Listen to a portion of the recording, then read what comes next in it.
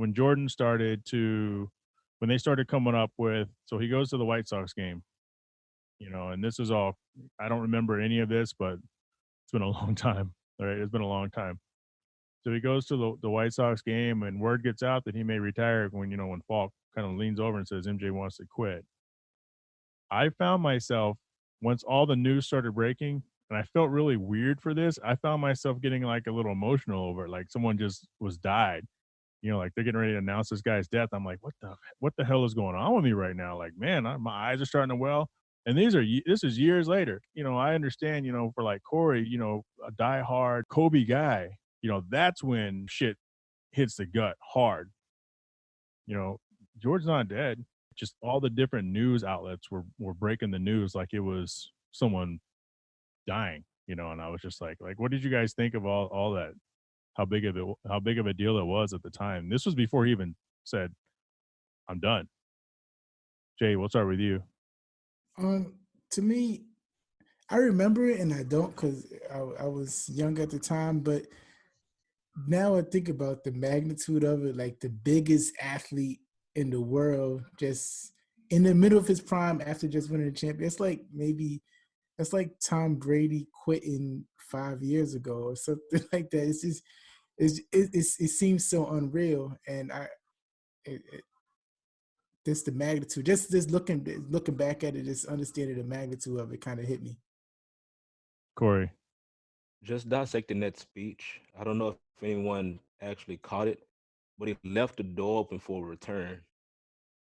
Really um, fueling the fire to the walking away because of a suspension. Because Mm. if you think about it, he said, if I feel like the urge to come back, I'll come back. He said that in that speech. If you just dissect it and just listen to him, he did leave the door open to return. So that really had my mind wondering, was this really a suspension? Because he actually didn't seem like he really wanted to. It just seemed like he was forced to. Um, as I that in a vacuum is great. But as I played on the broadcast portion of the podcast, and as they alluded to, he was talking about maybe hanging it up before that last season, and they didn't really. So you guys aren't armed with the knowledge of, because they didn't really show it on the Last Dance. But he and his father would talk daily about maybe that being his last season, and then I think they did say that when they won the championship, only he and his father felt like that was, they like knew that was his last game. And so I think with him running out of, okay, I've won 3 in a row, championships, MVP, scoring titles. The game's not hard to me, because it really wasn't hard to him. Of course, he's going to struggle like some people struggle from time to time, but overall, he stayed a significant level above even the second best player in the league. And running dry, father gets murdered. I can't even imagine where his mind's at. But I mean, that's a good point also about the gambling. But I guess we just have to believe that he wasn't suspended. But I do feel like he was still thinking about retiring. Yeah, I gotta agree with that too, because when it comes to the suspension piece of it, and you asked, do we believe David Stern? Maybe I'm the one in the group that does, because he's the biggest attraction in the league.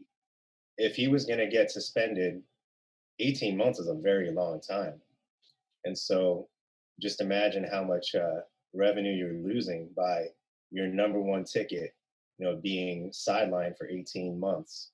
It happened anyway, right, because of his retirement. But I just don't know that I believe that, an impending 18-month suspension was coming down the pike, just because of all the revenue that was generated throughout Jordan's career up to that point in time. Um, but when it came to, like Jay's question regarding when it was happening at the time, um, when was that, like 94, 93, something like That that? was after the Might have been 92-93 season. 92, 93. So I was 12 at the time. And, I love the Sonics. I love the Bulls. Those were the only two teams that mattered to me in the NBA. And that was probably the first time in my sports fandom that I really basically was on the verge of tears, or maybe cried even at the time, because I was just such a Jordan fan at the time.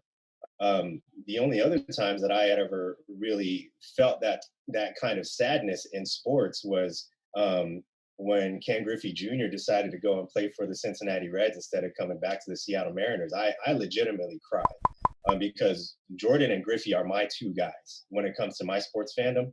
Those two are 1A and 1B. The other time that I nearly lost it was when Sean Kemp went to the fucking Cleveland Cavaliers, man. I could not fucking believe it, man.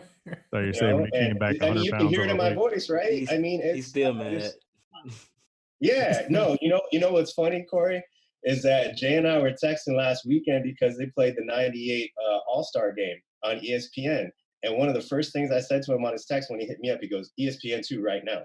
I said, "I hate seeing Sean Kemp in a Cavs uniform." And so just that type of effect was the same effect, but when Jordan decided to retire, that's the first time I had ever felt it because it was one of the first times I had really idolized any athlete in my life. And so that was just, it was a punch in the gut.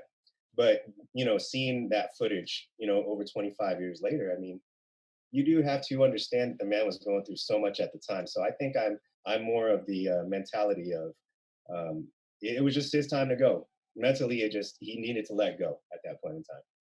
There was nothing else for him to do. You know, like I said, he's won everything he's probably set out. I mean, at the time, if someone says you're going to win 3 more, he might be like, I don't care. I can't do it. And that's another reason that I think even if he kept playing, I don't know. I can't say 100% that they would have beat Houston because I feel like they needed to all fall down to get stronger, reshuffle, and come back. So maybe they don't beat the Houston Rockets. You know what I mean? And one more thing on that before we move on is the 18-month suspension. It's a valid conspiracy, but think about when have we ever seen a suspension that long for someone who's never got suspended once across any sports? Right. You know, unless you're Lance Armstrong, but he lied for 7 years until he finally came out, and now we can't ride no more. But for something like that, when you're on top of the game, I could see maybe a week or a month or what do you got, Brian? Here's one thing though. So at that point, we're not that far removed from Pete Rose getting the death penalty in Major League Baseball. And what was it for? It was for gambling.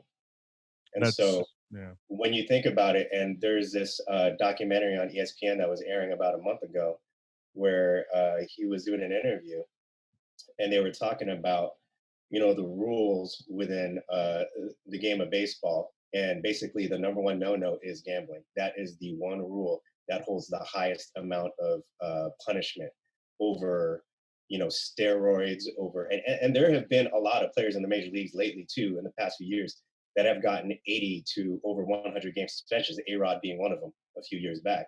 But gambling is the one sin that you just do not commit in any sport. So I guess now that I think of it, I can see that it is plausible that maybe that rumor has some weight to it, right? So, I mean, I don't know.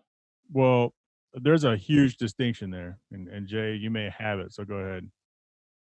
No, I wasn't gonna do a distinction, but I was also saying it's also fishy how they still paid him his contract while he was playing baseball. Why are you still paying him NBA basketball? is guaranteed money, Right.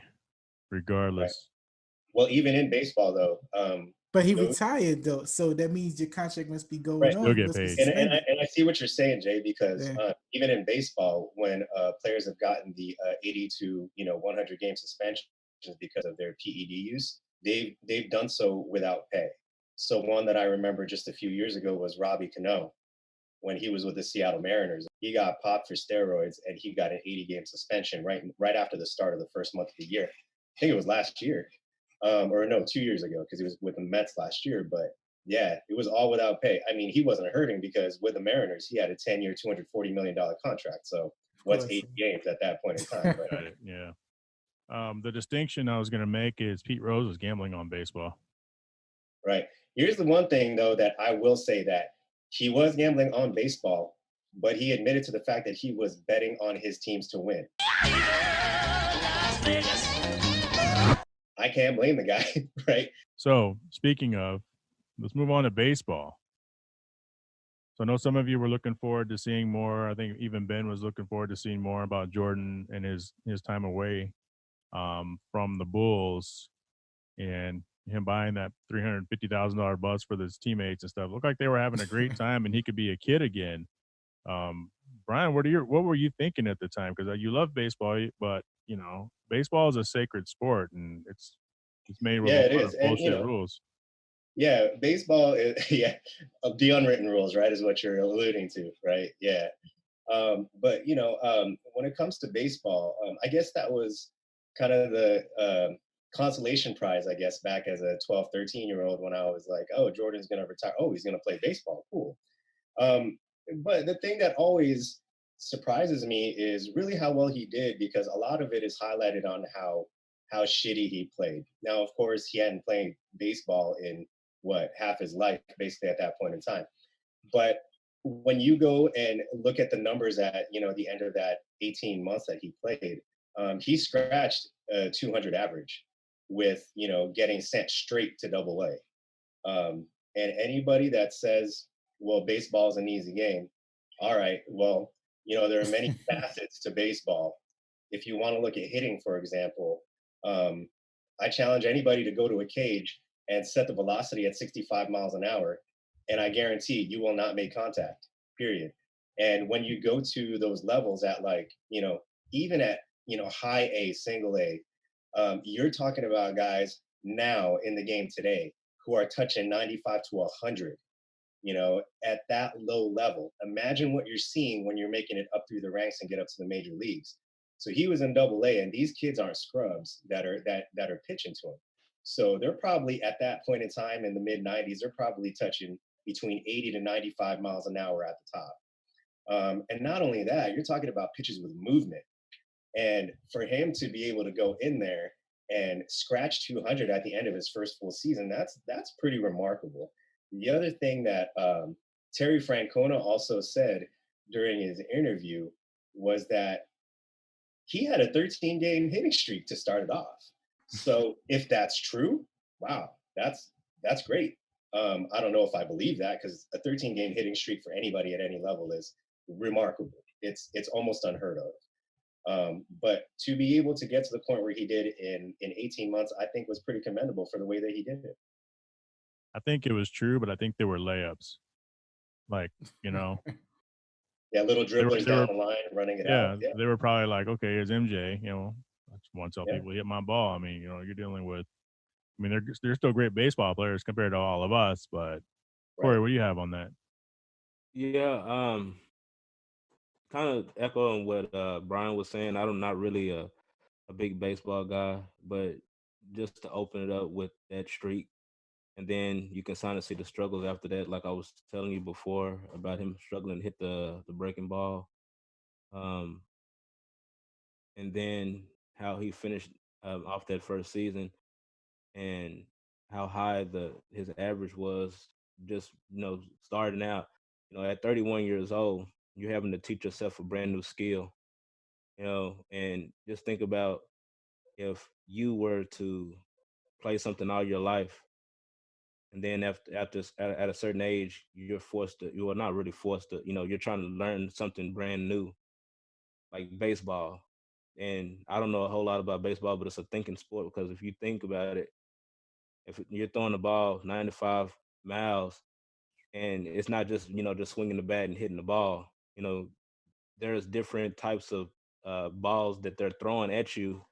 It might be a slider, it might be, you know, changing up some kind of way. But at 31, he's able to make contact with the ball. Even if he's hitting it, that's remarkable, like you said, because he's, 31 years old, having to teach his brain something brand new that he hasn't done in years.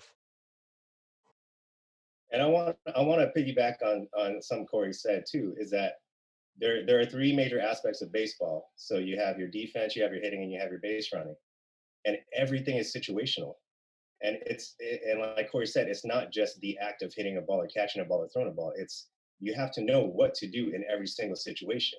So if you're playing defense, if you're running, or if you're the guy at the plate, you got to know how many outs there are. You got to know where the runners are at, and you got to know what to do. If you hit the ball on the ground, where on the ground are you hitting it? When you hit the ball in the air, where in the air are you hitting it? How far are you hitting it? What are the other runners in front of you going to do in these certain situations? So it's so many layers on top of just what you see on the game. Like when you're watching it on TV, there are just so many things going on at the same time that every single position player and every single player on offense and every base runner is thinking about those things all at the same time. Jay, I think just his dedication. They was saying how he applied the same practice, his same practice mindset. How he was beating people at the batting cage and he was staying late. Just having that dedication. Like it wasn't just for basketball; that he had it for baseball also. And how they talked about how he might have continued playing if it wasn't for the MLB strike. So we never know what would have happened. thank God the strike happened. Yeah. So Yeah. Let me add one more thing, Jay, on this, since it's baseball too. So one of the things that I loved about playing baseball too, and I love about watching baseball, is that to me, it's the ultimate kid sport, right? Like, what other sport do you see where, even professionals are chewing on chewing gum, spitting seeds, things like that. It's just kind of a. I saw it as Jordan when you saw that footage of him in the locker room, like playing ping pong with his teammates, things like that. It's, I think baseball players have more of a relaxed attitude inside and outside of the game because you're still pulling pranks on each other in the dugout during the game. You're doing that, in the clubhouse, in the locker room, when it's not game time. You're doing that on the bus. I just think that it's just a much different atmosphere when you're playing on a baseball team than if you were playing like on a football team or on a basketball team. I think football and basketball are much more serious sports. So it looked like he got a chance to just let go, and he knew he wasn't the best guy on the team either. So that pressure was not on him at the time. He was just trying to fit in and be with the guys and maybe treat them to something that they had never tasted before, like riding in that multi-million-dollar bus, and having 350,000. good food here and there. So Yeah, that explains maybe why Michael Jordan was so irate at that SI cover because he's like, "What are you guys doing? I spent 200% of my hard heart and soul trying to get better at this. But sometimes your effort is your effort, but your results are your results. Now we know that he did well given the situation, and but for SI to come at him with that cover, I mean, was it fair? Was it foul? I have some follow-ups for that. Um, yeah, I mean, what do you guys feel because of the relationship that he had with Sports Illustrated? Did they owe him because he said he was blindsided by it? Like he had no idea. They didn't ask him to interview. All of a sudden, he's on the cover. Bag it, Michael. You're an embarrassment. You and the White Sox are an embarrassment to baseball. They still have a job to do their job, or was that kind of out of bounds in a way? Corey. Well, I think, as a journalist, around that time, sports, kind of like halted and they're just trying to find some kind of story. To me, I think Jordan was this target, just either good or bad, and they can find anything on him, whether good or bad. They would run the report, and if it catch fire, then they got a good story. So it doesn't matter. Like they don't really care about how it made him feel as a person or how their relationship was. That story, caught fire. So for him to struggle out the gate, and it ran, and everybody wanted to watch it, wanted to see what was going on. So I just feel like they were doing a job. He felt slighted by it, but he knew he was in over his head going to that level of baseball, and he hadn't played for so long, and and anybody else wouldn't have been able to do that. To me, I think it's like twofold. I think one thing is he's Michael Jordan, right? And you're at the top level and you just walk away. A lot of people was upset. And I think Sports Illustrated probably was upset. Writers, just people who are, I guess, quote unquote, sports purists, they was upset about it. And just they sometimes people feel like they own athletes and they want to pigeonhole athletes. So I think him making his own decisions back then, look how people treat LeBron for making his own decisions. So imagine the '90s, right? So they was probably a little bit more upset. So that was one thing, and the second thing is he's in their eyes he did suck. he was going to play baseball and he did suck. So it's twofold. They was upset and they was actually happy to see him fail. Brian. I'm gonna take this angle. It's fair game because they're reporters, but we already had a basis of comparison. Bo Jackson, two-sport athlete, probably the best to ever do it, right? Neon Dion at the time, Atlanta Braves and the Atlanta Falcons. And I believe at the time he was the only player to ever, and probably still is, the only player to ever play in a Super Bowl and in a World Series. Not many people know that Danny Ainge was drafted by the Toronto Blue Jays and spent a couple years in their minor league system before pursuing a full-time basketball career. And he was pretty damn good at baseball too, from the footage that could be seen from him. So there is a basis of comparison, and he probably just didn't live up to the level that those other guys did that did it before him. So to me, it was fair game. And for Jordan to get hurt, okay, that's of course he's going to feel slighted by the cover and the article that was written. But there were others that came before him that did it much better than he did. So I think it's fair game. I don't really like the comparison with Bo Jackson, Deion Sanders, Brian Jordan, and the rest of the people who are two-way athletes because they came into the league as professional two-way athletes from day one. I think we have a lot of players in different sports that could play two sports starting out. So I don't personally really like that comparison as much, but I do think it is fair game in a sense. But to say bag at Michael Jordan and the Chicago White Sox are an embarrassment to baseball, I can understand the headline would, rub someone the wrong way, but the headline is a headline. Did some digging today, and Tom Verducci of Sports Illustrated decided he would write a long article because of The Last Dance.